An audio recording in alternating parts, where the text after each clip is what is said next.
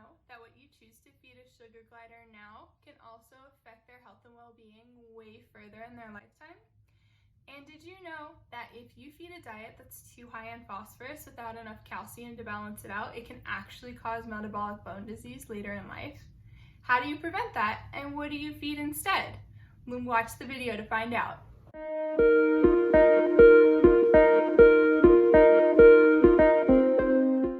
Hi, I'm Morgan of Morgs & Friends. I'm an approved vendor and sugar glider mentor, and today we're going to talk about staple diets, why they're important, and which ones I like.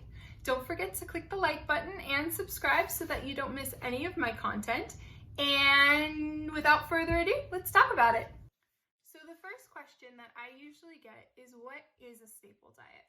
Now, a staple diet is, there are several different diets that have been tested and proven to keep sugar gliders healthy and to give them the nutrients that they specifically need. Because sugar gliders are coming from environments that we don't typically know, we don't really know what they eat in the wild as far as everything and all the nutrients that they need. So a staple diet has been shown to provide the closest, to be the closest of what they would get in the wild to be able to sustain what they need to grow and sustain life on. Now, there are several different diets, but I personally like two of them. So the two that I like are OHPW, which stands for Original High Protein Womburrow, and BML, which stands for Bourbon's Modified Leadbetters. The reason I like those two is because those have been the most tested. Those are what I have used. I personally feed OHPW, and that is what I found to be really effective with mentees as well. Now, the Womburrow powder comes in a blue box with a sugar glider on it. And this is combined with eggs, raw honey in this diet, bee pollen, water, and then it is mixed around, and it has like a whole formula, and then you blend it with the 3 eggs, and then you freeze it separately, and it freezes to about the consistency of ice cream. Now, a side note, my gliders have actually been having teeth issues, so I was actually told by my vet to cut down the amount of honey. So right now, instead of 1.5 cups of honey like it is said on the recipe, I am doing 3/4 of a cup. So we're going to see if that helps with the teeth issues. And then there are 5 salad recipes. So all of this is going to be linked in the description below. But the 5 salad recipes, you choose one, and then what happens is as I've mentioned in my bios, I am a narcoleptic, so sometimes I can never really plan which day is going to be a good day or a bad day. So what I have started to do is I research basically brands and recalled, brands that have been recalled for frozen foods, and I make a list of that, and I usually use like the bigger brand name ones that I know are okay, and I will use frozen fruits and vegetables that I can find within the recipes, because one, I don't have to chop it, which saves me a lot of time and energy, and it has the measurements right on the bag, so I don't have to take that time measuring out the grams on the scale, because as other spoonies know, you only really have so many, we call them, with my family, I call them tokens, but I only have so many tokens that I can put out before I crash. So that makes it really easy for me to just know how much I'm adding and be able to go from there. So it definitely makes the process easier for me, but they're still getting everything they need. So I actually have a clip of me making the salad recipe, and I have 4 gliders, and this is gonna last me about a month with, for nightly feeding. So basically I just freeze it, and then when it's time to feed them, I pull it out, I scoop it, I portion it out. I have 4 bowls.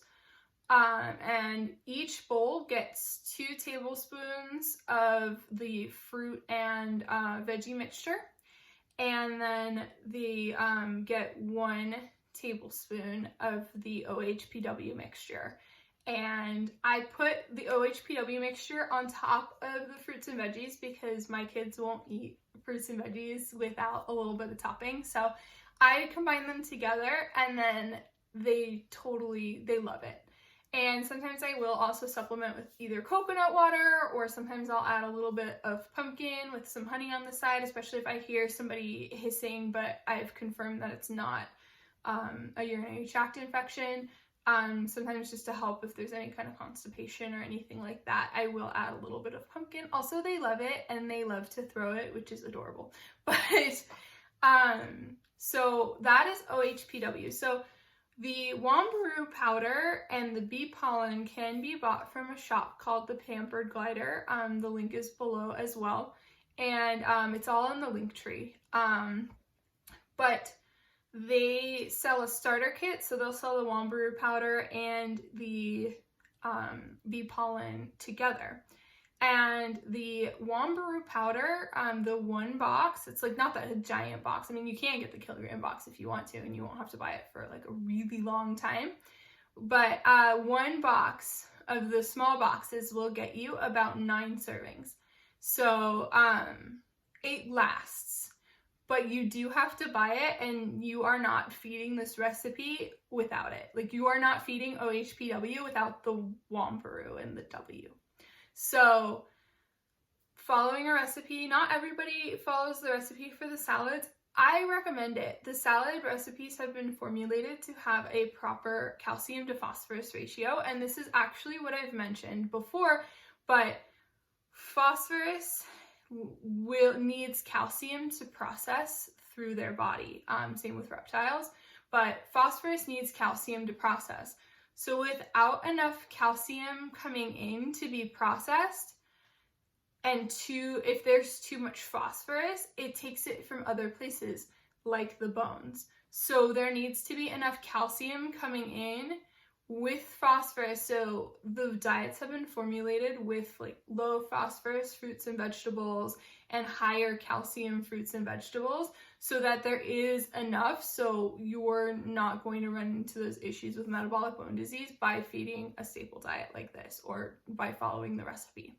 So I always recommend for my mentees, and for myself too, I just do better with recipes. I just do better with like, feed this, don't change it, no questions asked. Like, here are 5 choices, switch it up monthly, and you're good to go. And I'm like, yeah, cool. I follow the directions. I don't know. That's just me. Sometimes I have to take like a lot of the decisions out about it, because I'll just sit there and like marinate over it. Like, I don't know. I could research days on end. So for me, it's just, here's the recipe and do it. And I'm like, cool, done. So if you're like that, I think you'll like this recipe too. And BML's like that as well. So that's also too why I love recommending these to mentees, is because they're new. You know, this is scary, and it's just follow the recipe and you're going to be good. And it takes a lot of the guesswork out of it. So that really helps. So as far as how to cook the eggs, I use olive oil to grease the pan. You don't want to use any spray non-stick types, because those some of those contain butane, so we want to stay away from that. So I just use olive oil to coat the pan, and I actually bought like the best non-stick pan I've ever used at the grocery store. I have no idea what the brand is. I just picked it up when we moved because I couldn't find any of my pans, and I had to make eggs for them, and it's the best non-stick pan I've ever used in my life. But I just use a little bit of olive oil to coat it, and then I just extra virgin organic, and then you cook 3 scrambled eggs. You just scramble them up as is, and then the honey I get, I live in Arizona, so I actually use a local beekeeper who they collect their honey from scratch and they sell it at the farmer's market. So at this point, they live like 20 minutes away from us, so we just get shipments from him. But it's basically, so you're gonna want to look for raw, and then filtered honey. So the filtered part is so some of the bottles will say unfiltered on it. The filtering process that you want is so there is not honeycomb in there. Honeycomb is toxic for them. You don't want any chunks, honeycomb, anything like that. So you want the honey to be smooth and, or like, you know how sometimes like the honey is hardened, but there's no like actual honeycomb in there. So, that's the type of honey that you want for this diet because they want the antioxidants and the anti-inflammatory properties and everything like that. So, and then the bee pollen, as I mentioned before, I get from the Pampered Glider as well. So I have their Etsy shop linked in the link tree, and but you get quite a few uses. And then when it comes time to replace it, you can just buy the Wombroo powder on its own or the bee pollen on its own. I literally just did that. So it makes it pretty easy. You just follow the recipes and you're gonna have healthy gliders. Even my vet has said, I really like this recipe. It has a lot of nutrition. It has, I really like the OHPW. It has a lot of nutrition. The Wombroo powder has a lot of nutrition. The fruits and veggies that I'm feeding them, even though they mostly just pick out peas and corn, they will still get the other stuff. They love kale. Like Jasper runs around with like a big like stem of kale. I'm doing this because this is kind of like if I had like a stem of kale, I feel like, and he like waves it around like, yeah, this is mine. And they'll like eat it, and it's like, Jasper, like that's half your size, but okay, live your life. But it just gives them the option, and they generally get all of those nutrients that they need. Even like when I food process down like the bok choy and it sticks to everything, and then they get it. So even if they're not directly eating everything, there will still be food left over in the morning. That's normal. And then and if you're worried, you can always take a picture the night before and then the morning after and see how it's changed. I know even too, I've done that. I've had mentees do that and send me the pictures, and you don't really notice until you see the before and after pictures, and you're like, oh, they definitely ate. And I found that this diet is super palatable. Anytime I've had people with really picky gliders, I've like, okay, you know what, like let's just start this, or I'll send them like some of my OHPW and some bee pollen to see if that works. And usually like this is the ticket. It's sweet and they love it. And then if your glider is not eating the salad for whatever reason, you can break it down to just the vegetable mix. So the pea, carrot, corn, that's in the base of all of the recipes. It's the pea, I forget what they call it, but it's like the pea, carrot, corn mixture, and then the green beans and peas. And then you can pretty much like just break it down to like the BML fruits and veggies if you wanted to, and they should still be okay on that. So we'll talk about BML next. But if you are finding that you're having issues with your glider eating the salad, that is also a fix or an opportunity, or you can split it up certain ways too and see if you think it's like one thing over another, you can split it up and see like what is that like triggering ingredient. So that's also what I've done too, is like to figure out like, okay, what is it you don't like if they're really not touching something. So that's definitely an option as well. But yeah, enjoy this clip of me making up the salad. Hi everyone, welcome to my kitchen. So I have my tub. I still have a little bit left in there, but it's all gonna get mixed around. So normally I would first in, first out, basically. Like normally I would take this out, put everything else in. That's what I do with like my dog's kibble in our fresh keep like bin things. But since I'm gonna be mixing it all in anyway, it's okay. So I have cut green beans, peas. So yeah, this is the mixture. It's the green beans, corn, carrots, and peas. And then each of the recipes has the measurements on there for the grams, so I know that I can get about 3 out of this bag. And then I have the frozen berries. These have raspberries instead of strawberries, or these have strawberries instead of raspberries. Usually they're okay with you making certain substitutes and they write it down. And then I have my fresh ingredients over there as well. But first we're gonna work with the frozen stuff.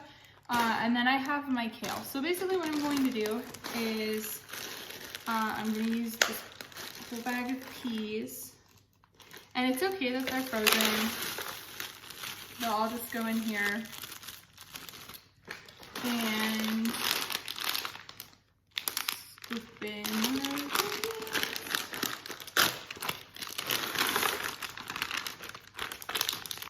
I just use a wooden spoon to mix it all. And I find this helps me to get in there and get it stirred up nicely. So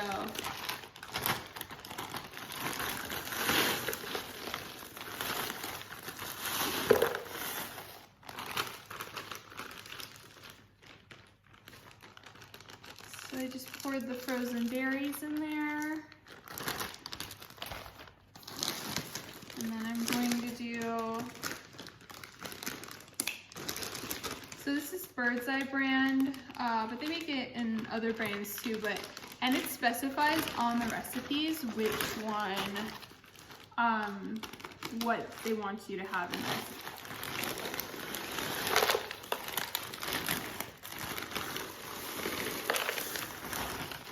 And this is just a way to,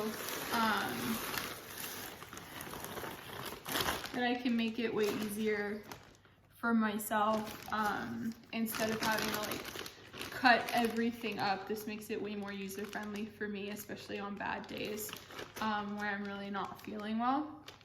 I can just pour it in, and then I can even do like the fresh ingredients the next day, just to make sure that I do have something for them.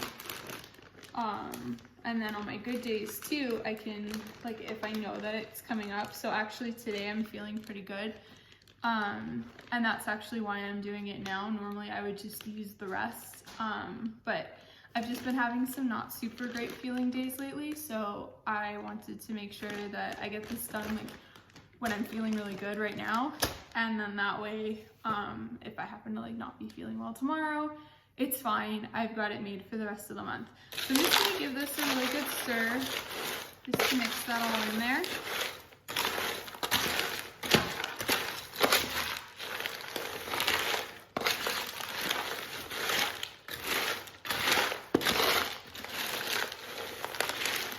And then, so I actually use the food processor. I have a Cuisinart 14 cup. This thing is amazing. It's like the best decision we've ever made. It also comes with like cheese slicing and other stuff too. I feel like I'm on like the Food Network. But yeah, this is like the best decision we've ever made. It has like a cheese slicer. It has like a meat slicer where you can like put salami in that slices it. Amazing. So this is kind of my like, how I make my life a little bit easier. So I just picked up the package scale. It's pre-washed. So that way it's just easier for me. Basically, I'm just putting this into the food processor right now.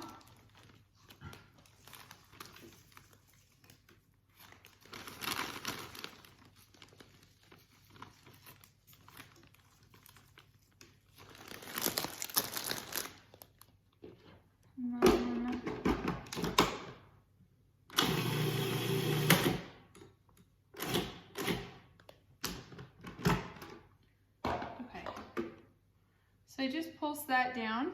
So I'm gonna, until about the kale looks like this. And that way that leaves more room. So I'm gonna finish this and then I'll come back after I finish with the kale. Okay, so I've chopped up all of my kale. So I needed about 800 grams of the leafy green for that recipe, which was kale. So what I did was, that was about 2 bags of that. So what I do is between every ingredient, I gently try to stir it in. That way I'm not left with like a huge block of things that I'm trying to stir in afterward. And then I have already gotten washed and put aside the cucumbers and the amount of bok choy that I'm going to use. So I'll show you that in a second. So basically I have I have my produce that I've prepped. So these are my cucumbers. This is what it's looked like after the stirring. Basically everything's just mixed in well. And then I have my bok choy. Basically I just cut it down into little parts like this. I had 3 big stalks that I basically just weighed to make sure that it would be within the grams. And then I have 2 gala apples. So I always buy my produce organic that I'm going to be using for fresh produce. And so now I just put the bok choy in the food processor, and I'm gonna close it up, and I basically just pulse it. So I want it to be small, but it doesn't have to be too tiny, and I don't want to liquefy it. So this is about what I'm gonna do. Always remove the blade first. Definitely learned that the hard way, so processor 101. But that's about what I'm gonna do. That's all of it. So just gonna put that in there. And like I said before, I mix all of the elements as I add them, just to make sure that they get mixed in evenly before everything kind of like starts to congeal and it gets like way too big that it's almost impossible to stir. So I just mix that in there. Okay. We're good on that. So as far as the cucumbers, I cut those into portions too. I cut the ends off. You don't peel it. You want to leave the skin on. They make in the recipe, they make a big thing to say leave the skin on. So I just cut these into the thirds. Basically, I get the English ones that come in the plastic. They don't specify what kind of cucumbers you should do. I just like those. I think they're sweeter. I don't know. I think they're cute. I like them. I prefer those cucumbers. So, you know, they're my kids. So I just figure they should eat the cucumbers that I prefer, you know? Don't come for me. I don't know. Okay. So I just did the one. I usually do one by one because the cucumbers are really easy to over process. And the key with this is they can tackle pretty like decent sized pieces. You just don't want it to be too big, but they can have like pretty decent size. They can hold things pretty easily. Okay. So we're gonna do the other cucumber. So I'm gonna do the other cucumber and then I'll come back and show you my special trick with the apples.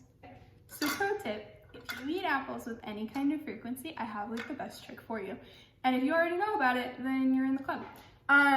This is amazing. So I love to bake, but again, like I've been kind of saying, I only have a very small threshold of things like where I can do like activities or like effort that I can exert without like getting like pushing myself too far and having like to sit down and like take breaks. So instead of this like taking me like 18 hours with like a bunch of different breaks, I have to find tricks that can help me shorten the process. So this is amazing because it takes your apple and it basically cores it and slices it for you in less than a minute. So basically I put it down, stem down and kind of butt up, I guess. And I just basically I line it up over the bottom part of the apple, the circular part, so it looks like this. And then you just push down. And you end up with perfect slices. So then what I do is I just cut them in half and put them in the food processor and I can chop them, but like if I want to eat an apple or if I'm making an apple pie, I just do that first. And then I have now cored the apple and sliced the apple, and then all I have to do now is I just cut it in half and I put my little blade back in and then I just put that in there. So now it is ready to pulse and process in like half the time, and I saved like half the energy that I would have had to expend on like slicing that apple in half. Now all I have to do is just use that, use some strength to push down, and I'm done. So now I've just cut all those little slices in half, and those are all in there. And I feel like I'm on my chef glidey cooking competition or cooking show. So, I mean, they'll be really impressed with my knife skills. But yeah, and then I just basically pulse it, and I've now expended half the energy that I would have had to actually just chopping an apple. So now I just get all the friends off the blade. And there we go. So that's one apple down and chopped. So then I just have one more apple to do. So I'm gonna go do that. And then for the mangoes, basically what I do is I do the chopped frozen mango and I let it kind of sit out to defrost, because otherwise these are gonna be really hard. But basically I put the mango in the food processor too, and it'll chop it up into smaller pieces. So I'll show you once we get to that point. I'm gonna finish the apple and then I'll see you back for the mango. So I've got everything chopped and mixed in with the exception of the mango. This is what it looks like. So that's a big reason why I mix everything in one after another, because otherwise now it would just be this big layers of stuff that would just be really hard to mix in. So now by mixing it in as I add it, it made it so much easier. So I have all of so I've portioned out my mango and measured it, and hopefully it's defrosted enough. So I'm gonna add it. I'm gonna add some to the food processor. It's gonna sound really loud.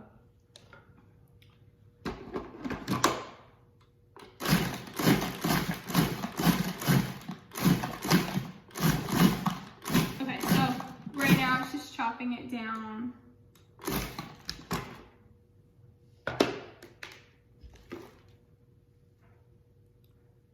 Into smaller. So I'm just gonna dump that in, and then I'm gonna do the rest of the bowl.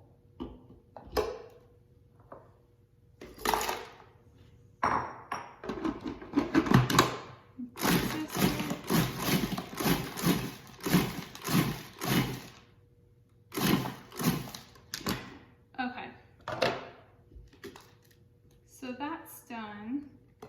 So I'm just gonna put this in here.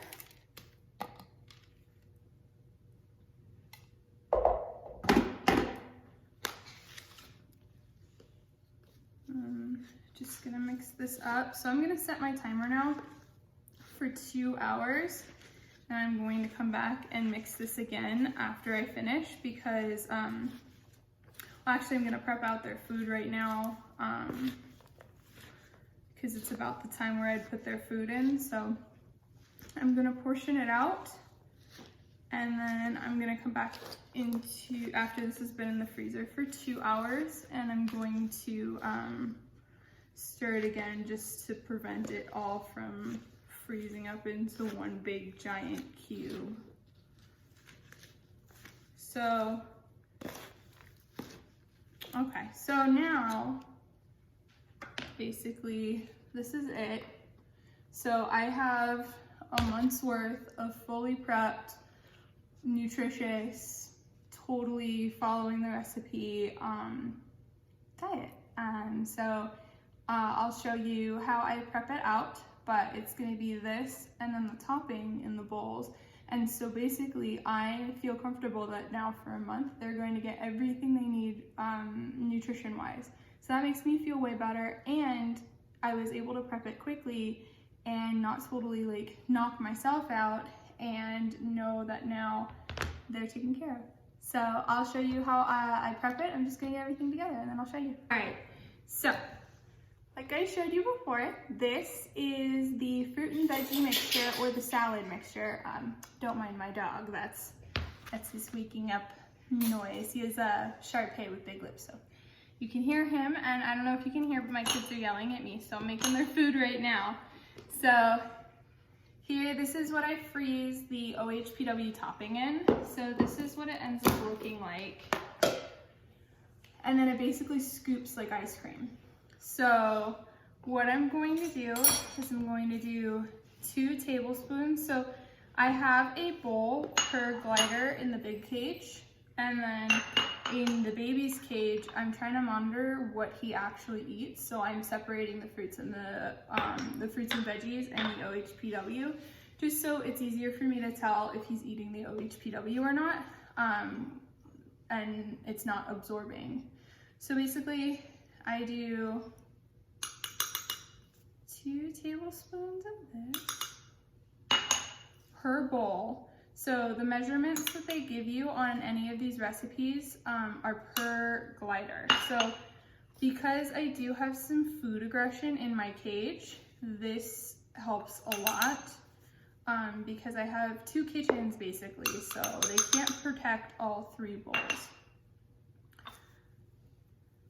So, okay, so I've portioned out that, and then now I'm gonna portion out this. So in everybody but the baby's cage, I'm going to put this right on top.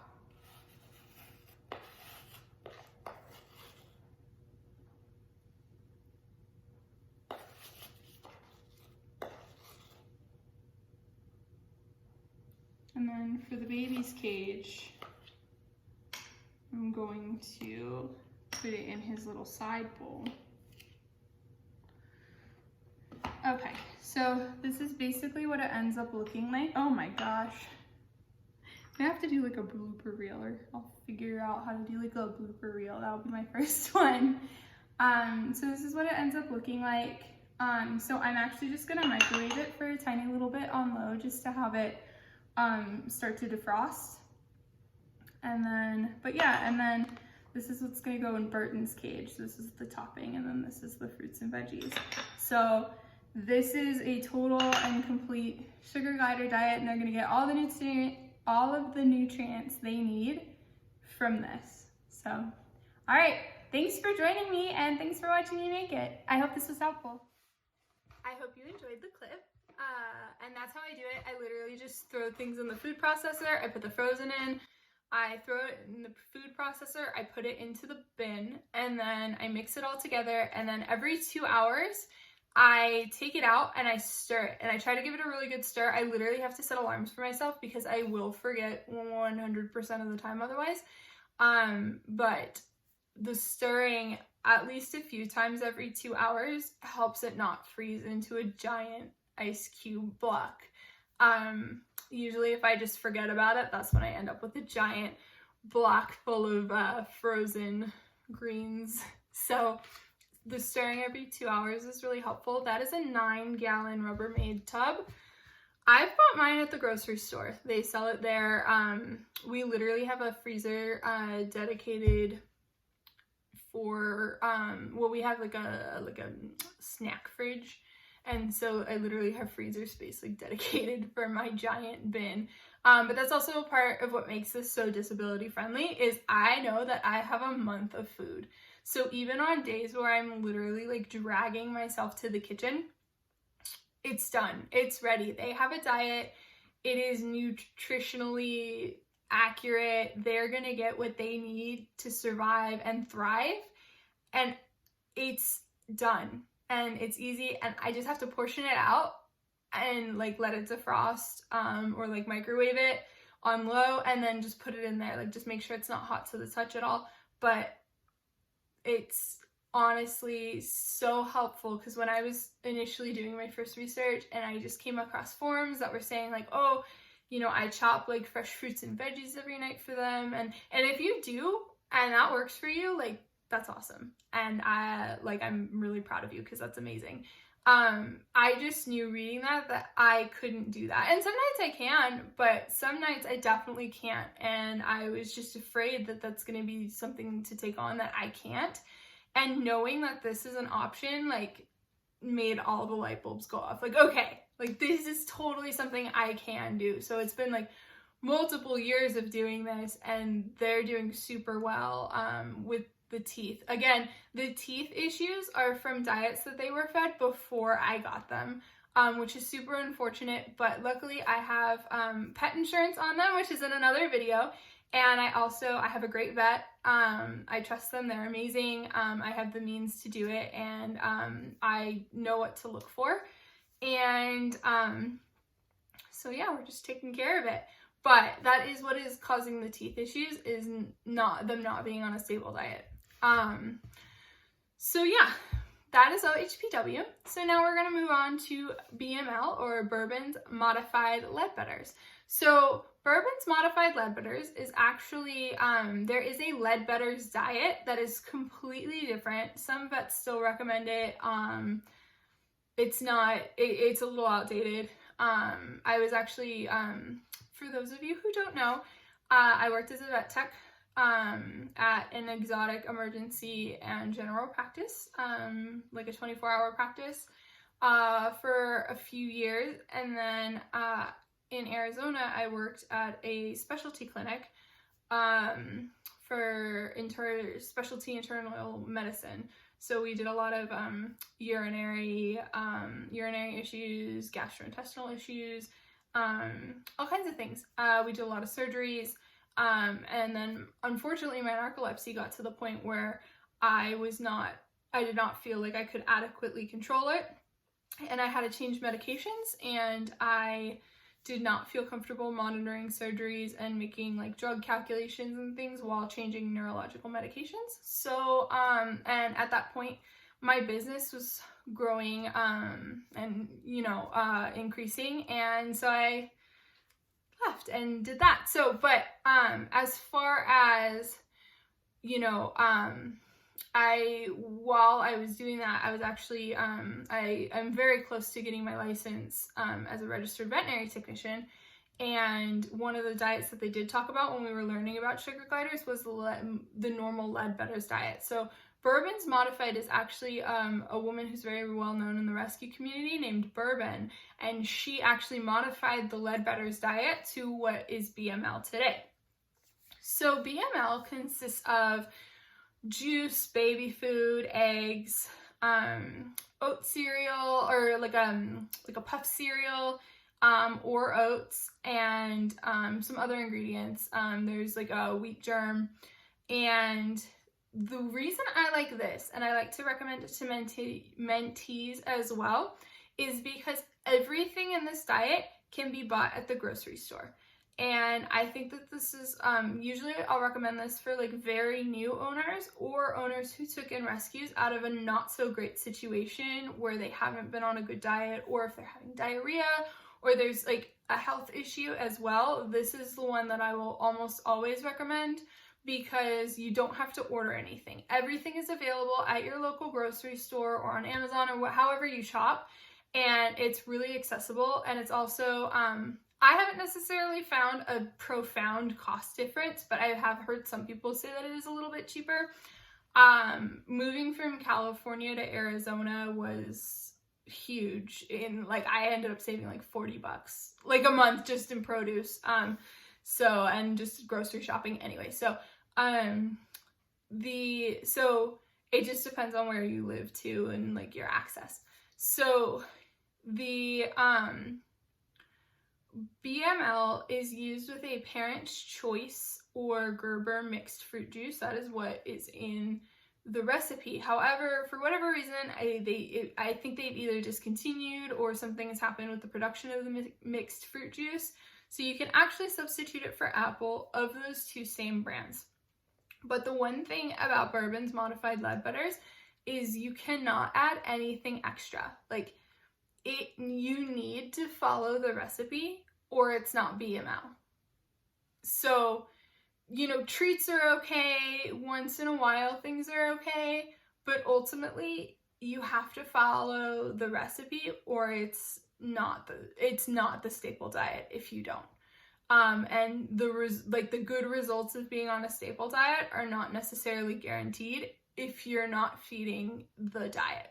So, but that being said, I've also found that this is really palatable for gliders. The thing about BML as well is the honey that needs to be used in BML is not raw. They don't want you to use raw. They don't want you to use raw like in OHPW. So they're going to tell you a very specific honey to buy, and that's the honey that you're going to have to buy, or the type. So other than that, there are also fruits and veggies. So if you just Google the BML diet, a lot of times a Spruce Pet website will show up. That is not the full diet. Please don't use that. If you're going to use the BML diet, use the one that's in the link tree down in the description. That is the full diet, and you will be serving, again, it's the fruits and veggies, and then you will be serving the BML mixture, is a separate mixture. You will make that up, then you will freeze it in, I think I use like, is it Rubbermaid? I can't even remember. It's like a freezer safe container that seals. And then you will serve that. So you can either serve that with the veggies on top of the fruits and veggies or separately. Again, I usually recommend try it on top of the fruits and veggies because a lot of gliders are not super into just like plain fruits and veggies. So, but as far as BML,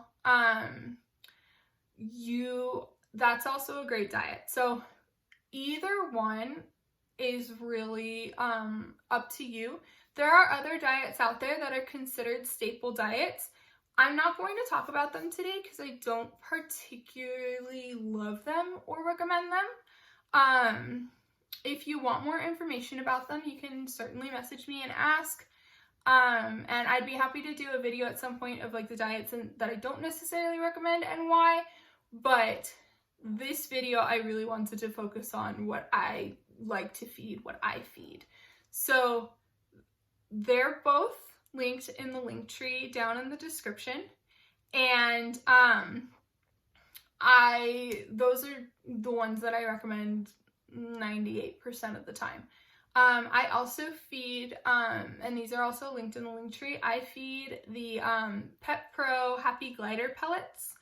Those are actually, that's the only kibble I'll ever recommend. I do recommend a kibble to help with the teeth, removing the tartar. They eat a lot of sugar and they don't brush their teeth. So there's a lot of tartar buildup that can happen over time if that is not removed. And what the kibble does is it manually removes the tartar. So that is also linked in the link tree. I feed that on the side, and they have access to both the OHPW Diet and the Pet Pro kibble. Now, if you wanted to, you can feed the Pet Pro kibble as a staple as well, but it needs a fruit and vegetables on the side. So I recommend still following one of the 5 Critter Love salads and serving that alongside the kibble to make sure that they get those nutrients. So, but that is the only kibble I recommend. It comes in a bunch of different flavors. My gliders really like it.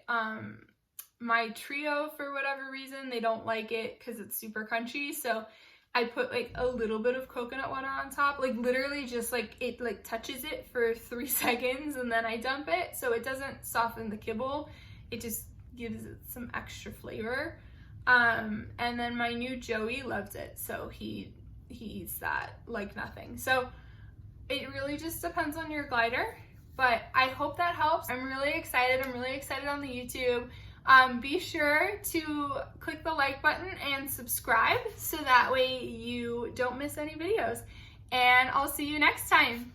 Bye!